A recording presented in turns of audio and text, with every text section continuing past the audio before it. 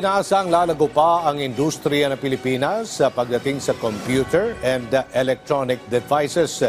Sa harap ng pinigting na pagtutulungan ng ating bansa at Estados Unidos pagdating sa semiconductor industry.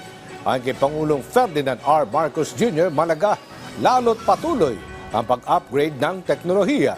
Si Clazel Padilla sa sentro ng balita. Paigtingin pa ni Pangulong Ferdinand R. Marcos Jr. ang kolaborasyon ng Pilipinas at Estados Unidos sa larangan ng semiconductor industry. Ang semiconductor industry ay industriya na gumagawa ng mga computer at electronic devices. Ito rin ang sektor na tumututok sa produksyon ng mga processing units, artificial intelligence at data processing na ginagamit sa nagbabagong panahon.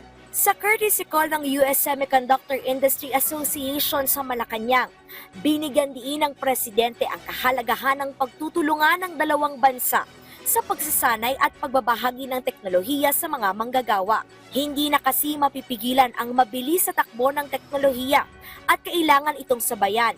Nahaharap din ang mundo sa umuusbong na mga hamon sa digital space, gaya ng banta sa cybersecurity. Nangako si Pangulong Marcos na lalo pang pagtutuunan ng pansin ang semiconductor industry. Iginit naman ng SIA na gumagastos ng $500 million ang Amerika para tulungan ang mga kaibigang bansa gaya ng Pilipinas sa paghahasa ng mga talento ng manggagawa. 80% ng global chip manufacturing ay miyembro ng SIA.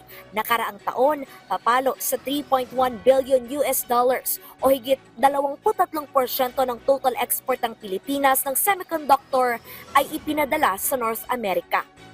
Clazel Padilla para sa Pambansang TV sa Bagong Pilipinas.